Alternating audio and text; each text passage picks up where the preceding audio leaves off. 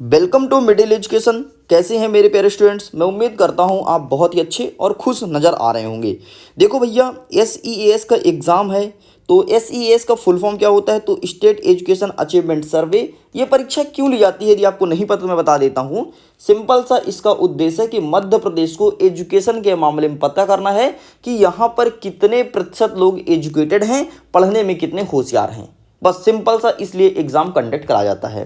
तो देखो बेटा, वैसे तो मैं प्रश्न क्रमांक 1 से लेकर के 40 तक के संपूर्ण प्रश्न का उत्तर अपलोड कर दिया हूं, लेकिन मेरे प्यारे बच्चों का यही मैसेज था कि यार थोड़ी समझा देते यार तो सर अच्छा होता। और वैसे भी इंटेलिजेंट बच्चा हमेशा समझना चाहता है, नकल नहीं करना चाहता है।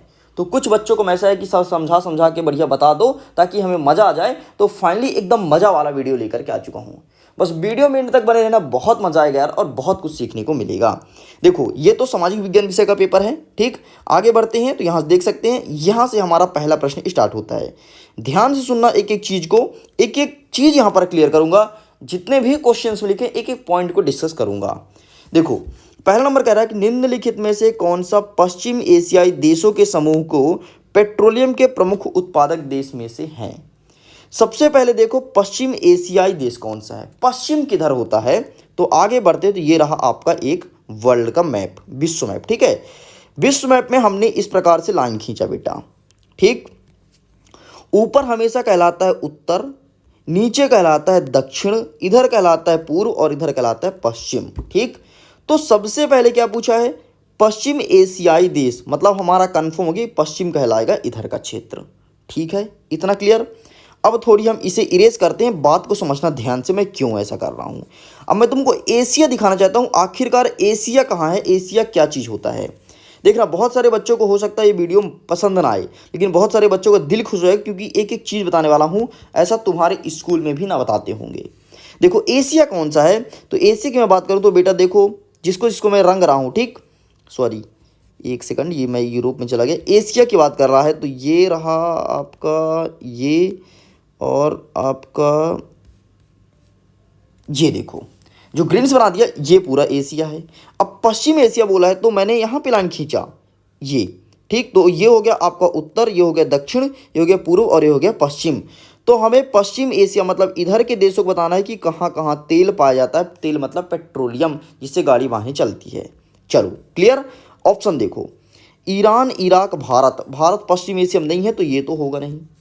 Venezuela, Iran, Iraq. वेनेजुएला आपके पश्चिम एशिया में नहीं है, ये भी ना होगा। ईरान, इराक, सऊदी अरब, ये हो जाएगा भैया, क्योंकि ये तीनों देश आपके पश्चिम एशिया मतलब जहां पर मैं गोला किया हूं यहां पर स्थित हैं। देखो, ये पूरे देश यहां पर हैं। ठीक, तो इसका सही आंसर ऑप्शन नंबर सी पे टिक करना है। आगे देख लेते हैं। प्रश्न नंबर 2 हमारा कह रहा है, दिए गए विश्व मानचित्र में से छायांकित भाग की जलवायु बाधाएं भूभाग की प्रतिक्रिया स्वरूप कृषि का कौन सा प्रकार दर्शाया गया है। हमें देखना है, हमें ये जो क्षेत्र है ना तुम्हारा, ये लाल लाल, ये लाल, एक सॉरी नीले नीले दिख रहा है ये, तो यहाँ पर कृषि का कौन सा क्षेत्र, किस प्रकार की खेती होती है। ऑप्शन देखो, वाणिज्य अनाज, गहन निर्वहन, रोपण, ये चलवासी पशुचारण। तो इसका सही आंसर हो जाएगा बेटा, ये है पर्वत पहाड़ वाले क्षेत्र में, रेगिस्तान है तो इसका चलवासी पशुचारण हो जाएगा। यहाँ पर लोग चलते चलते पशु को चराते हैं। तो option number D is correct answer. Okay, आगे देखते हैं नेक्स्ट। तीसरा नंबर कहता है, निम्नलिखित में से कौन सा एक किसी स्थान के अक्षांशीय और देशांतर स्थिति को सही दर्शाता है। अब हमें इन डिग्री को मैच करना पड़ेगा। तो इसका सही आंसर मैं बता देता हूं, ऑप्शन नंबर बी होगा। एक एक चीज़ को पैमाने के थ्रू सेट करना पड़ेगा, तो इसके लिए मुझे बोर्ड पे जाना पड़ेगा, तब जाकर के समझा पाऊंगा, यहाँ पर नहीं हो पाएगा। ठीक है, इसलिए इसे स्किप करता हूँ।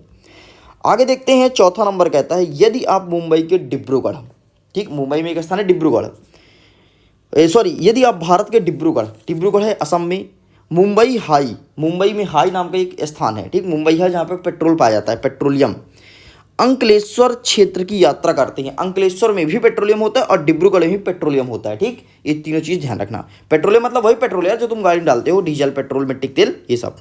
तो बताइए कि इन क्षेत्रों में कौन सा ऊर्जा खनिज के भंडार अधिक मात्रा में मिलेंगे। मैंने पहले बोला पेट्रोलियम। ऑप्शन देखो, पेट्रोलियम भंडार पहले नंबर पे है, यही सही उत्तर हो जाएगा। आगे देखते हैं 5वां नंबर।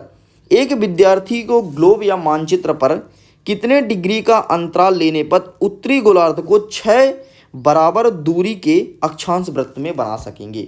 मैं आपको बता दूं बेटा, ये हमारा ग्लोब हो गया, ठीक है। और ग्लोब में जो अक्षांश होता है ना, इस प्रकार से ये होता है बेटा 90 डिग्री का, ठीक। यहाँ से 0 से स्टार्ट होता है और यहाँ तक जाता है 90 डिग्री तक होता है। तो एक काम करो यार, 90 में तुम 6 का भाग दे दो, तो 15 छिक्का 90 कितना है, 15 काटने पीटने पर। तो इसका सही उत्तर क्या हो जाएगा बेटा, 15। मतलब option number C is correct answer. Okay, आगे देखते हैं। 6वां नंबर कहता है सन 2019 में आम चुनाव में लगभग 1 से 1.5 लाख पेड़ को बचाया जा सका, ठीक। जो 2019 में चुनाव हुआ था वहां पर 1 से 1.5 लाख पेड़ बचाए जा चुका, मतलब काटने से बचाए हैं, ठीक। तो ये क्यों संभव हुआ है? ऑप्शन देखो, मतदान पत्र को आकार में छोटा बना दिया गया। नहीं, छोटा तो नहीं बनाया गया था, मतदान पत्र उतना ही बड़ा होता है, ठीक है, छोटा नहीं होता। देखो क्या हुआ था, मैं तुमको सबसे पहले बता देता हूं कि पहले कागज़ का इस्तेमाल करते थे। एक पर्ची देने पर फिर पर्ची को लेके जाते थे वोट के वहाँ पोलिंग बूथ के अंदर, फिर वहाँ पर्ची उनको दिखाते कि सर हमें इसमें वोट डालना है, फिर वो जाके वोट डलवाते थे। तो वो भी वोट डलवाते थे, कागज़ में ही सील मरवाते थे, ये सब होता था, ठीक। लेकिन अब ऐसा नहीं होता, इलेक्ट्रॉनिक एक मशीन आ गया है जिसे कहते हैं ईवीएम। तो जा करके तुम बटन दबाओगे ईवीएम में खट्ट से, तो तुम्हारा एक पर्ची कट के गिर जाएगा जिसको तुम वोट देना चाहते हो, चाहे बीजेपी हो, कांग्रेस हो, आम आदमी पार्टी हो, जिसको वोट देना चाहते हो वो कट के गिर जाता था, ठीक है। वो कट के गिर जाता है और आपका पड़ जाता है वोट। मतलब अब हो गया इलेक्ट्रॉनिक, पहले कागज का उपयोग होता था, इसलिए पेड़ को बचाया गया है। समझ गए? अब देखो सेकंड नंबर कहता है इलेक्ट्रॉनिक मतदान मशीन का उपयोग किया गया। देख लो उत्तर यहीं पर मिल गया, ऑप्शन नंबर बी, ठीक।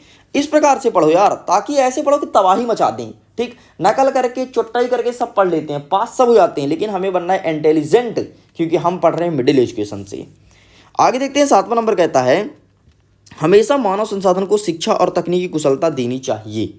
क्यों देना चाहिए मनुष्य को शिक्षा और तकनीकी कुशलता? मतलब इलेक्ट्रॉनिक डिवाइसेस, तुम अभी मोबाइल से वीडियो देख रहे हो, ये तुम्हारी तकनीकी कुशलताएं हैं। क्योंकि हमारे पास काफ़ी धन है? नहीं, धन की कोई बात नहीं है, ठीक है। आगे देखते हैं वह हमारे देश के विकास में सहायक हो सकते हैं, इसे देख सकते हैं, लेकिन अभी कंफर्म उत्तर नहीं पता।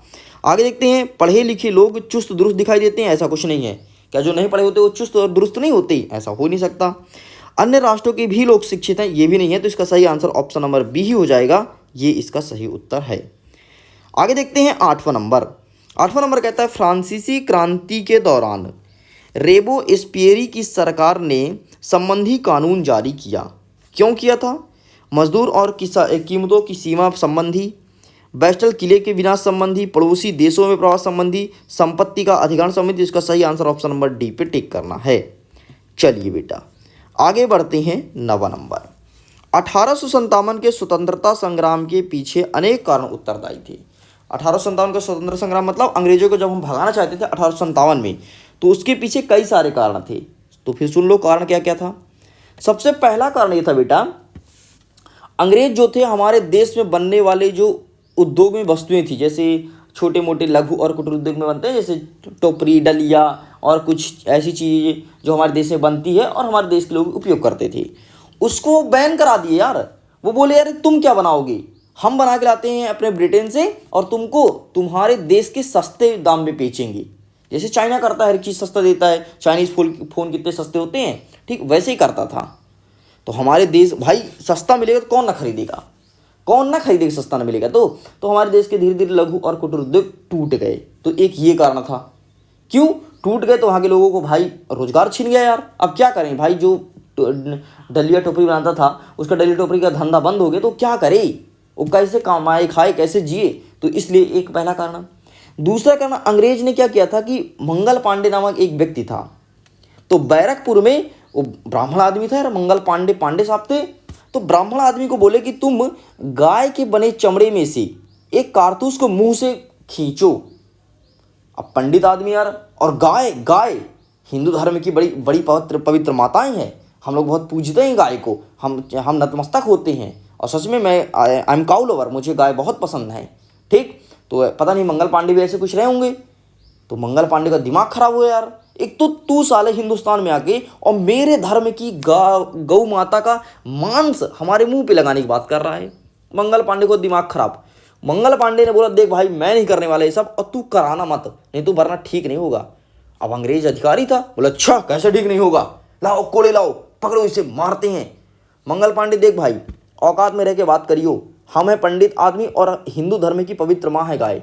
अगर तू ऐसा बोलेगा तो ठीक नहीं होगा, फिर से मैं तेरे को वार्निंग दे रहा हूँ और मैं इसे तो बिल्कुल नहीं खींचूंगा। मतलब ये जो चमड़े से लगा कारतूस है इसे बिल्कुल नहीं खींचूंगा, चाहे जो हो जाए, चाहे तुम्हें मौत की घाट उतार दो। बोला कैसे नहीं करोगी, दिस इज माई ऑर्डर। अंग्रेज तो जानते हो, अंग्रेजी बोल रहा था। मंगल पांडे को आया गुस्सा, मारा खींच कर रैपटा, मर गया वहीं पर तुरंत। वो अंग्रेज अधिकारी मर गया तो सब भड़क उठे, मंगल पांडे ने मार दिया, चलो हम भी मारेंगे। तो ये सब कई सारे कारण थे। ठीक है, अब देखो बेटा, इसमें कहता है कि तत्कालीन कारण कौन सा था। हमारे ऑप्शंस कहते हैं सैनिकों के वेतन भत्ते में संतुलन था।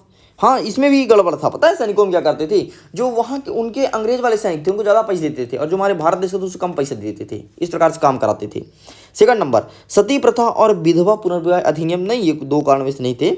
चर्बी लगे कारतूस का प्रयोग, ये देखो मिल गया ना ऑप्शन नंबर सी, मंगल पांडे जी की कहानी। ठीक, चलिए आगे देखते हैं 10वां नंबर। मेरठ से प्रारंभ हुआ 1857 की क्रांति का संदेश शीघ्र दिल्ली होते हुए कानपुर लखनऊ तक फैल गया। कानपुर में 1857 का नेतृत्व करने वाले व्यक्ति का नाम क्या था। ऑप्शंस देखो, नाना साहब, बेगम हजरत महल, रानी लक्ष्मीबाई, तात्या टोपे। तो इसका सही आंसर आपको लगाना है नाना साहब। नाना साहब ने 1857 की क्रांति में कानपुर से नेतृत्व किया था। नेतृत्व मतलब एक लीडर तो चाहिए ना, कि कैसे हमें आंदोलन करना है, ऐसा थोड़ा ना कि कुछ भी अपन कर रहे हैं। ठीक है, ऐसा नहीं होगा। तो नेतृत्व करने वाले नाना साहब थे, जो कि कानपुर के लीडर थे। समझ गए। चलो बेटा आगे बढ़ते हैं 11वां नंबर। 11वां नंबर कहता है स्वामी विवेकानंद आधुनिक समय के पहले भारतीय थे जिन्होंने विश्वव्यापी स्तर पर वेदांत दर्शन के आत्मिक गौरव को पुनर्स्थापन किया। उन्होंने समाज सेवा और निस्वार्थ श्रम के जरिए मुक्ति के लक्ष्य पर जोर देने के उद्देश्य से डैश डैश की स्थापना की। सिंपल सा ये प्रश्न पूछा है कि स्वामी विवेकानंद ने किसकी स्थापना की थी। हमारे ऑप्शंस कहते हैं ब्रह्म समाज के स्थापना करने वाले राजा राम मोहन राय हैं। प्रार्थना समाज दयानंद सरस्वती हैं। रामकृष्ण मिशन स्वामी विवेकानंद हैं। तो इसका सही आंसर रामकृष्ण मिशन यहाँ पर मिल गया। तो यहाँ पर हम रुक जाते हैं, यही इसका सही उत्तर होगा। तो ठीक है भाई, हमने यहाँ तक कवर कर दिया। चलो 12वां नंबर देख लेते हैं। नागरिक अपने मौलिक अधिकार की रक्षा के लिए निम्नलिखित में से किस संस्था से संपर्क करते हैं। इसका उत्तर देखने से पहले और समझने से पहले अगर आपने इसका पीडीएफ डाउनलोड नहीं किया है तो लिंक डिस्क्रिप्शन बॉक्स में दिया है, जाइए जाकर के पीडीएफ को डाउनलोड कीजिए। मन में कोई प्रश्न हो तो इंस्टाग्राम पर मैसेज कर सकते हैं, बाकी इसका पीडीएफ आपको टेलीग्राम पर भी मिल जाएगा। देखो 12 नंबर कहता है नागरिक अपने मौलिक अधिकार की रक्षा के लिए निम्नलिखित में से किस संस्था से संपर्क करते हैं।